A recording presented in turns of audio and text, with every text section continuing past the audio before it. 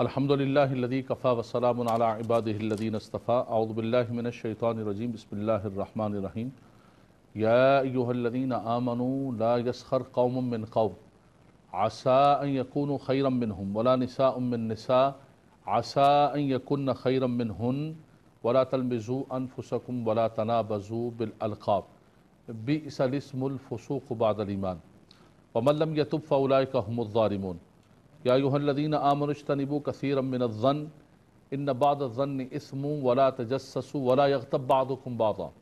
ایحب احدکم ان یأکل لحم اخیہ میتا فکرہتموہ واتقوا اللہ ان اللہ تواب الرحیم صدق اللہ مولانا العظیم اللہم صلی علی سیدنا مولانا محمد وعلی سیدنا مولانا محمد وبارک وسلم صلی علیہ۔ سامعین کرام، ناظرین کرام، قرآن اور اخلاقیات کے درس کے حوالے سے ہم سورہ حجرات کی آیات طیبات سے فیضان اور برکتیں لیتے ہوئے گفتگو کر رہے تھے۔ گزشتہ درس کے اندر ایک مسلمان کا دوسرے مسلمان پر جو حق ہے اور خاص طور پر انتشار کی صورت میں صلح کے حوالے سے گفتگو کی گئی۔ حضرات گرامی، اگلی آیات طیبات کے اندر رب کائنات نے ایمان والوں کو خاص طور پر مخاطب کیا ہے، اور ان کا جو خطاب ہے، جو خطاب کا مرکز و محور ہے، وہ صاحب ایمان لوگ ہیں۔ ان کو رب تبارک و تعالیٰ نے معاشرے میں، گھر میں اور ایک سوسائٹی کے اندر رہنے کا جو سلیقہ ہے، جو آداب ہیں، اس کے حوالے سے رب کائنات نے خود ہماری تربیت فرمائی، ہمارے خالق و مالک نے، جس نے ہمیں پیدا کیا ہے۔ رب تبارک و تعالیٰ کا مبارک فرمان، ہم قرآن کے الفاظ کی طرف چلتے ہیں۔ یا ایھا الذین آمنوا، اے ایمان والو، لا یسخر قوم من قوم، فرمایا کوئی قوم کسی دوسری قوم کا مذاق اور تمسخر نہ اڑائے۔ قوموں کا مذاق اڑایا جاتا ہے اجتماعی طور پر جہاں بیٹھتے ہیں، اور من حیث القوم کسی قوم کا مذاق اڑانا اس کو منع کیا گیا ہے۔ نہ انفرادی طور پر مذاق اڑائے اور نہ قوم کا مذاق اڑائے، اس لیے کہ ایک تو وہ مسلمان ہیں، مومن ہیں، اور دوسرا ان قوموں کے اندر اللہ کے ولی بھی ہوتے ہیں۔ تو من حیث القوم کسی قوم کا، دیکھیں کمزوریاں اور کوتاہیاں اور کمیاں تو ہر انسان کے اندر ہے۔ وہ کون سی قوم ہے دنیا کے اندر جو مکمل و کامل ہے؟ ہر کے اندر کمزوریاں، کسی کے اندر کیا اچھائی ہے، کسی کے اندر کیا کمزوری ہے، یہ اپ اینڈ ڈاؤن کا سلسلہ ہوتا ہے۔ لیکن جو قرآن نے ہمیں سبق دیا ہے، درس دیا ہے، جو اخلاق سکھایا ہے، جو آداب سکھایا ہے، میں اس کی بات کر رہا ہوں کہ فرمایا کہ کوئی قوم کسی قوم کا مذاق نہ اڑائے۔ آگے فرمایا کہ عسیٰ ان یکونوا خیرا منہم، فرمایا کہ ہو سکتا ہے کہ تم جس قوم کا مذاق اڑا رہے ہو اللہ کے ہاں وہ بہت محترم ہے، لیکن محترم و مکرم ہونے کا جو بنیاد ہے، جو اساس ہے، وہ کسی علاقے یا کسی خطے یا کسی زبان یا کسی رنگ یا کسی نسل سے تعلق نہیں رکھتا ہے۔ اس کا جو معیار عطا فرمایا ہے مکرم و محترم ہونے کا، ہمارے ہاں تو کیٹیگریز بنی ہوئی ہیں معاشرے کے اندر، سوسائٹی کے اندر، کہ بھائی یہ برادری بڑی معزز برادری ہے، یہ خاندان بڑا معزز خاندان ہے۔ بھائی کیوں؟ وجہ کیا ہے؟ بھائی ان کی زمینیں بہت زیادہ ہیں، بہت بڑے ذمہ دار ہیں، بھائی یہ بہت بڑے انڈسٹریلسٹ ہیں، یہ بہت بڑا خاندان ہے، اور بڑے معزز لوگ ہیں شہر کے، ہمارے ملک کے۔ تو ہمارے ہاں جو اعزاز اور اکرام اور عزت کا پیمانہ ہے، وہ زمینیں ہیں، سونا ہے، چاندی ہے، دنیا ہے، اور دنیا کی مادیت کے اوپر کسی خاندان کو ایلیٹ کلاس کے اندر رکھا جاتا ہے اور اس کو معززین قرار دیا جاتا ہے۔ یہ دنیا والوں کے پیمانے ہیں، اور یہ دنیا والوں کی ساری چیزیں۔ اللہ تبارک و تعالیٰ نے فرمایا کہ کلکم بنی آدم، فرمایا تم سارے کے سارے جو ہے اولاد آدم ہو۔ سب کو اللہ تبارک و تعالیٰ نے حضرت آدم و حوا سے پیدا کیا ہے۔ ایک تو قوم کے اعتبار سے اور برادری کے اعتبار سے کو اپنے آپ کو اب سمجھے تو فرمایا یہ نہیں ہو سکتا۔ یا ایھا الناس انا خلقناکم من ذکر و انثی، اللہ تبارک و تعالیٰ نے تمہیں ایک مرد سے، حضرت آدم و حوا ایک عورت سے پیدا کیا۔ وَجَعَلْنَاكُمْ شُعُوبًا وَقَبَائِلَ لِتَعَارَفُوا، اور پھر اللہ تبارک و تعالیٰ نے تمہیں مختلف قبیلوں کے اندر، مختلف شعبوں کے اندر، مختلف شاخوں کے اندر تقسیم کیا۔ کیوں؟ لِتَعَارَفُوا، فرمایا کہ تاکہ یہ تمہاری پہچان اور تعارف ایک دنیا کے اندر رہے۔ قرآن نے کہا لِتَعَارَفُوا، ہم نے اس کو لِتَفَاخَرُوا بنا دیا کہ میرا فلاں قوم نال تعلق ہے جناب، میں تے سب تو زیادہ معزز و محترمہ۔ تو تو یاد رکھیے گا پھر قرآن مجید فرقان حمید نے آگے فرمایا کہ معزز و محترم ہونے کا پیمانہ کیا ہے؟ ان اکرمکم عند اللہ اتقاکم ان اللہ علیم خبیر۔ فرمایا اللہ کے ہاں اکرم کون ہے، محترم کون ہے، معزز کون ہے، سب سے زیادہ عزت والا کون ہے؟ کہتے جی ہے اے لوہاراندے نے، اے لوہاراندے خاندان نے، اے موچیاں دے خاندان نے، اے فلاں خاندان ہے، یہ فلاں خاندان ہے۔ ارے بھائیو، انہوں نے اگر رزق حلال کی طلب کے لیے کوئی پیشہ اختیار کر لیا ہے، ایک بندہ روڈ کے کنارے بیٹھا ہوا اور لوگوں کے جوتے گانٹ کر اور اپنے بچوں کو حلال روزی دیتا ہے اور اپنی نماز پڑھتا ہے، اپنا روزہ رکھتا ہے، کسی پر ظلم نہیں کرتا، جھوٹ نہیں بولتا، لیکن میرا معاشرہ اس کو عزت و احترام دینے کے لیے تیار نہیں ہے کہ وہ روڈ پر بیٹھ کے جوتا صحیح کر رہا ہے، وہ موچی ہے، اور ایک وائٹ کالر کے اندر جو ہے لوگوں کے ساتھ ظلم کر رہا ہے، بلیک میلنگ کر رہا ہے، دو نمبری کر رہا ہے، سمگلنگ کر رہا ہے اور دنیا جہان کے غلط کام کر رہا ہے، لیکن چونکہ وہ سرمایہ دار ہے، پیسے والا ہے، وائٹ کالر ہے، تو میرا معاشرہ اسے ایلیٹ کلاس کے اندر اور سوسائٹی کے اندر اس کو داخل کرتا ہے اور اس کو شہر کا معزز ترین آدمی کہا جاتا ہے۔ میرے بھائیوں، بہت معذرت کے ساتھ I'm very sorry، میں بہت معذرت چاہتا ہوں، میرے سامنے قرآن کھلا ہوا ہے، میں قرآن کا پیغام دے رہا ہوں، میرا پیغام ہو تو چھوڑ دینا سائٹ پر۔ قرآن نے جو معیار قرار دیا ہے کسی قوم کا، کسی قبیلے کا اور کسی کے معزز اور محترم ہونے کا، وہ اس کے پیشے سے یا مثال کے طور پر اس کی غربت و امارت سے تعلق نہیں ہے، اس کے رنگ اور قد سے تعلق نہیں ہے، اس کے زبان اور علاقے سے تعلق نہیں ہے۔ قبر کے اندر جو پوچھا جائے گا وہ مر ربو کا پوچھا جائے گا، ماں دینوں کا پوچھا جائے گا۔ قبر کے اندر ماں قوموں کا کوئی سوال نہیں ہے کہ بھئی اے دسو تھوڑی قوم کی کیڑی برادری نال تعلق ہے، قبر کے اندر یہ سوال نہیں ہوگا۔ وہاں پر اللہ کی بارگاہ کے اندر بندے کا اعمال اور بندے کا کردار ہوگا، کوئی برادری، کوئی قوم، کوئی علاقہ، کوئی زبان، کچھ بھی کام نہیں آئے گا۔ تو رب کائنات نے فرمایا ان اکرمکم عند اللہ اتقاکم، فرمایا کہ اللہ کے ہاں معزز و مکرم و محترم وہ ہے سب سے زیادہ، فرمایا جو سب سے زیادہ اتقا ہے، سب سے زیادہ جو متقی ہے، اللہ کے ہاں وہ محترم ہے۔ تم آج دنیا کے اندر جس کو ہار پہناؤ، جس کو سٹیج پر چڑھاؤ، جس کو عزتیں دو، سب کچھ تمہارے ہاتھ میں، لیکن عزتوں کا پتہ تو میدان محشر کے اندر چلے گا کہ میدان محشر میں اللہ تبارک و تعالی کس کو عزت عطا فرماتا ہے، پل صراط پر کون کامیاب ہوتا ہے، نامہ اعمال کس کے سیدھے ہاتھ میں دیا جاتا ہے، اور پھر وہ ہمیشہ کی زندگی، وہ ابدی زندگی، سرمدی زندگی، جہاں ہمیشہ ابد الاباد خالدین فیہا ابدا، جہاں ہمیشہ رہنا ہے، تب پتہ چلے گا کہ وہاں کس کے لیے کیسی عالی شان جگہ بنائی گئی ہے۔ نبی کریم صلی اللہ علیہ وسلم نے فرمایا کہ ان من عباد اللہ لاناس ما هم بانبیاء ولا شہداء یغبط الانبیاء والشہداء یوم القیامۃ بمکان من اللہ ان وجوہہم لنور انہم علی منابر نور۔ فرمایا کہ عام لوگوں میں سے کچھ لوگ ہوں گے، نہ وہ نبی ہوں گے نہ شہداء ہوں گے، لیکن میدان معاشر کے اندر آئیں گے تو ان کی عزت کو تم دیکھنا، ان کے پروٹوکول کو تم دیکھنا، آئے ہائے ہائے، فرمایا ان کے لیے نور کے ممبر بچھائے ہوئے ہوں گے،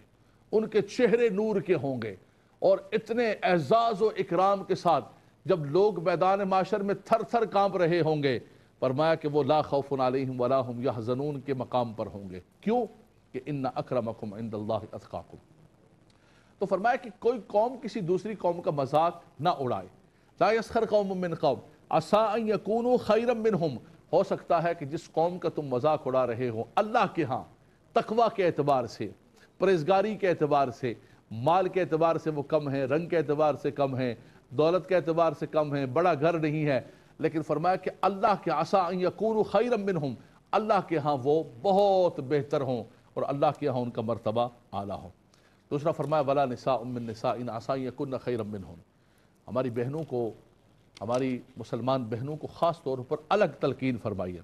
ویسے اصول تو یہ ہوتا ہے قرآن کا کہ قرآن جو ہے جب حکم دیتا ہے تو جمع مذکر حاضر کا صیغہ استعمال کیا جاتا ہے، اس کے اندر مرد و عورت دونوں حکم کے اندر آ جاتے ہیں، اقیموا الصلاۃ آتوا الزکاۃ، لیکن کچھ معاملات ایسے ہوتے ہیں کہ جس میں خاص طور پر عورتوں کو اور مردوں کو الگ الگ تاکید کے ساتھ جو ہے حکم دیا جاتا ہے۔ ان میں سے ایک یہ بھی ہے تمسخر اڑانا، کسی کا مذاق اڑانا اور کسی کے لیے برے لفظ کو یاد فرمانا، خاص طور پر فرمایا وَلَا نِسَاءٌ مِّن نِسَاءٍ عَسَىٰ أَن يَكُنَّ خَيْرًا مِّنْهُنَّ، مردوں کے لیے پہلے فرمایا، عورتوں کے لیے بعد میں فرمایا۔ ہماری بہنیں کچھ یہ نہ کہیں کہ او علامہ صاحب آپ کیوں ہمارا کیوں الگ ذکر کر رہے ہیں، آپ اتنا زیادہ تاکید کر رہے ہیں، مرد بھی تو کرتے۔ تو پہلے میں نے مردوں کا ذکر کر دیا میری بہنوں، کہ پہلے اللہ تبارک و تعالیٰ نے مردوں کے لیے استعمال کیا، اس کے بعد الگ عورتوں کو تاکیداً حکم دیا کہ کوئی مرد بھی نہ کرے اور خاص طور پر کوئی عورتیں بھی نہ کرے، کیونکہ ہماری بہنیں بھی جہاں پر بیٹھتی ہیں، شادی ہو، بیاہ ہو، منگنی ہو، بلکہ اللہ تعالیٰ محفوظ فرمائے، اللہ کی پناہ، کہ فوتگی بھی ہو تو وہاں پر شروع ہو جاتے قصے کہانیاں، کسی کے کپڑے کو نشانہ بناتی ہیں، کسی کے قد کو نشانہ بناتی ہیں، اور کسی غریب کے رنگ کو نشانہ بناتی ہیں، کسی کی غربت کو نشانہ بناتی ہیں، بس کوئی نہ کوئی ان کے نشانے پر ہوتا ہے اور وہ تیر چلا رہی ہوتی ہے کہ بس یہ فلانے کا ایسا کپڑا ہے، فلانے کا ایسا یہ ہے، وہ تو ہے ہی ایسی ہے، اس کی تو ہر چیز ایسی ہے۔ تو فرمایا وَلَا نِسَاءٌ مِّن نِسَاءٍ عَسَىٰ أَن يَكُنَّ خَيْرًا مِّنْهُنَّ، فرمایا کوئی عورتیں بھی دوسری عورتوں کا مذاق نہ اڑائے، نہ عورتوں کی جماعت کا مذاق اڑایا جائے۔ ہو سکتا ہے کہ تمہیں اس کا ڈریس اچھا نہیں لگ رہا، اس کے ڈریس کی چوائس اچھی نہیں ہے، اور اس کا میک اپ اچھا نہیں ہے، تیار اچھی نہیں ہوئی، لیکن اللہ کے ہاں تقوی کے اعتبار سے، نماز کے اعتبار سے، قرآن کے اعتبار سے، اللہ کے قرب کے اعتبار سے، خوف خدا کے اعتبار سے وہ اللہ کے ہاں بہت مقرب ہو میری بہن، بہت مقرب ہو۔ کپڑوں سے اور اس چیزوں سے کچھ نہیں ہوتا ہے، اللہ کی بارگاہ کے اندر تکریم کا زاویہ ہی کچھ اور ہے۔ تو فرمایا وَلَا نِسَاءٌ مِّن نِسَاءٍ عَسَىٰ أَن يَكُنَّ خَيْرًا مِّنْهُنَّ وَلَا تَلْمِزُوا أَنفُسَكُمْ وَلَا تَنَابَزُوا بِالْأَلْقَابِ بِئْسَ الِاسْمُ الْفُسُوقُ بَعْدَ الْإِيمَانِ، فرمایا کہ نہ کوئی مسلمان کسی دوسرے مسلمان کو کوئی عیب لگائے، اور نہ فرمایا کسی برے لقب سے یاد کرے۔ فرمایا کتنی بری بات ہے، ایک مسلمان ہے، اس کا نام ہے، اگر کسی کا قد چھوٹا ہے تو اس کو ٹھنگو کہیں گے، کسی کا قد لمبا ہے اس کو لمبو کہیں گے، اس کو کلوا کہیں گے، اس کو فلاں کہیں گے، لنگڑا کہیں گے، لولا کہیں گے، کانا کہیں گے۔ فرمایا دیکھیں یہ برے قسم کے عیب لگانا کسی بھی اعتبار سے نہیں۔ وَيْلٌ لِكُلِّ هُمَزَةٍ لُمَزَةٍ، فرمایا کہ ویل اور بربادی ہے اس شخص کے لیے کہ جو عیب لگاتا ہے، کسی کو عیب دار کرتا ہے، چغلی کھاتا ہے، عیب نشانی، کسی کی عیب جوئی کرتا ہے، اس کے لیے قرآن نے کہا کہ ویل اور بربادی ہے۔ تو فرمایا کوئی مسلمان کسی دوسرے مسلمان پر کوئی عیب نہ لگائے، اس کے لیے کوئی برا لقب نہ کرے۔ میں نے کہا کہ عیب اس کے گھر میں بھی ہو سکتا ہے، اس کی سواری میں ہو سکتا ہے، اس کے کپڑوں کے اندر ہو سکتا ہے، اس کی کسی بھی چیز کے اندر آپ کو کوئی بھی حق پہنچتا ہی نہیں ہے کسی کی زندگی کے حوالے سے گفتگو کرنے کا اور کسی کے عیب لگانے کا، اس لیے کہ اللہ نے بنایا ہے انسان کو، کسی کا قد چھوٹا ہے، بڑا ہے، رنگ کالا ہے، گورا ہے، کچھ بھی ہے، نبی کریم صلی اللہ علیہ وسلم نے فرمایا لا فضل لعربی علی عجمی ولا لعجمی علی عربی ولا لأحمر علی اسود ولا اسود علی احمر الا بالتقوی۔ نبی کریم صلی اللہ علیہ وسلم نے اپنے خطبہ حجۃ الوداع کے اندر ان تمام عصبیت اور ان تمام جو بت تھے فضیلت کے، ان تمام کو توڑ کے رکھ دیا۔ حضور نے فرمایا کسی عربی کو کسی عجمی پر کوئی فضیلت نہیں، کسی عجمی کو کسی عربی پر، کسی لال گورے کو کسی کالے پر کوئی فضیلت نہیں، کسی کالے کو کسی لال گورے، کوئی فضیلت کا معیار نہیں ہے۔ یہ رنگ کا ہونا، جسم کا ہونا، کسی علاقے میں پیدا ہونا، کسی زبان کا ہونا، حضور نے فرمایا اس میں سے کوئی فضیلت کی چیز نہیں ہے الا بالتقوی، مگر بس فضیلت والا وہ ہے کہ جس کو اللہ نے تقوی و پرہیزگاری کی دولت عطا فرمائی، ان اکرمکم عند اللہ اتقاکم۔ تو فرمایا ولا تلمزوا انفسکم ولا تنابزوا بالالقاب، کسی کو برے لقب سے یاد نہ کرو۔ نبی کریم صلی اللہ علیہ وسلم کی بارگاہ کے اندر ایک امہات المومنین میں سے ایک تشریف فرما تھی، اور دوسری ام المومنین کے لیے اشارہ کیا کہ وہ قصیرہ ہے، چھوٹی قد کی ہے، تو حضور نے فرمایا کہ تم نے اس کی غیبت کی ہے۔ کسی کے کپڑے کا یا کسی قد کا بھی مذاق اڑانا، فرمایا یہ غیبت کے زمرے کے اندر آتا ہے۔ آگے فرمایا کہ یا ایھا الذین آمنوا اجتنبوا کثیرا من الظن ان بعض الظن اثم ولا تجسسوا، فرمایا اے ایمان والو بہت زیادہ دوسروں کے بارے میں گمان نہ کرو۔ پہلے انسان گمان کرتا ہے، پھر گمان کرتے کرتے بدگمانی کی وادی کے اندر داخل ہو جاتا۔ فرمایا ولا تجسسوا، اور کسی کے بارے میں تجسس نہ کرو، تو نہ لگاؤ، یہ کدھر جاتا ہے، کدھر سے آتا ہے، کدھر سے کماتا ہے، کدھر سے کھاتا ہے، اس کی زندگی کیا ہے۔ ہمیں کسی نے تھانے دار نہیں بنایا، اور ہمیں کسی نے یہ نہیں حق دیا ہے کہ ہم لوگوں کی پریکٹیکل لائف کے اندر، پرسنل لائف کے اندر ہم گھسیں اور گھس کر ہم جو ہے گفتگو کریں۔ تو فرمایا نہ گمان کرو، بدگمانی کی طرف نہ جاؤ، تجسس نہ کرو۔ پہلے انسان گمان بہت کرتا ہے، پھر بدگمانی کی طرف جاتا ہے، اور پھر بدگمانی سے بڑھتے بڑھتے انسان جو ہے وہ پھر اس کی برائیاں کرنا شروع کر دیتا ہے، اور انسان جو ہے وہ غیبت کے اندر داخل ہو جاتا ہے۔ اسلام کا حسن دیکھیں آپ، اسلام کی خوبصورتی دیکھیں آپ، کہ اسلام نے سب سے پہلے کا کام کیا کہ جو اس کا دروازہ ہے سوچوں پر قید اور پابندی لگا دی۔ دیکھیں ایک وسوسہ ہوتا ہے، الذی یوسوس فی صدور الناس من الجنۃ والناس، وسوسے شیطان ڈالتے ہیں، اللہ کی طرف سے نیکی کا القاء ہوتا ہے، اور وسوسے انسانوں کے دل کے اندر شیطان ڈالتا ہے۔ لیکن اگر اس وسوسے کو انسان جھٹک دے تو کوئی گناہ نہیں ہے، کوئی پکڑ نہیں ہے، کوئی جواب دہی نہیں ہے۔ لیکن اگر اس کو لے کر بیٹھ جائے، اس کو عزم بنا لے، ارادہ بنا لے، عزم بالجزم بنا لے، تو اب اس ارادے پر، عزم پر اللہ تبارک و تعالیٰ اس کی پکڑ فرماتا ہے، جس کو ہمارے ہاں کہتے ہیں کہ بری نیت،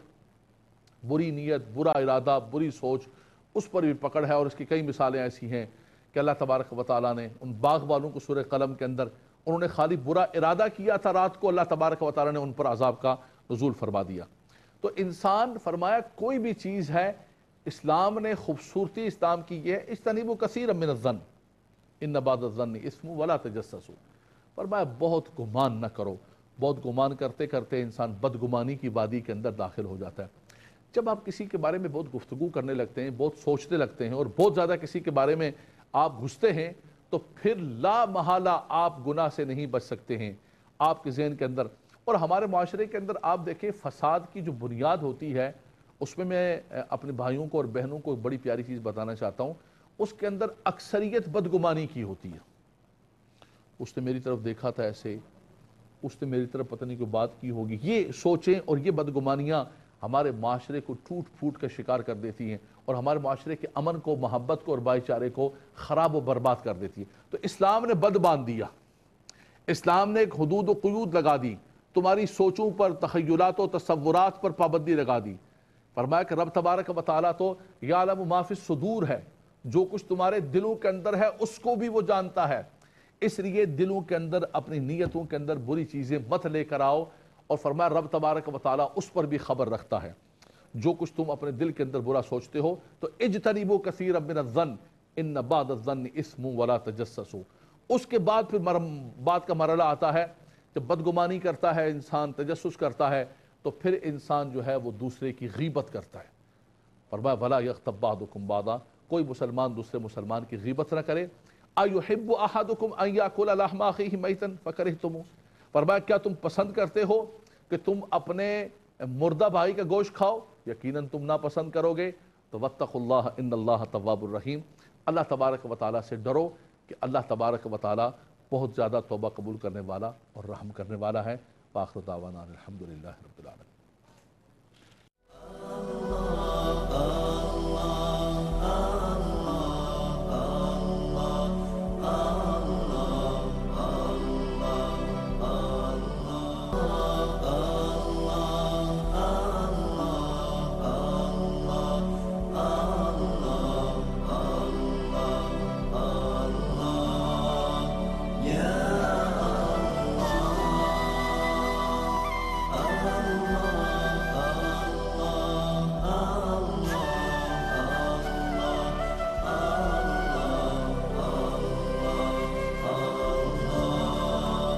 Yeah.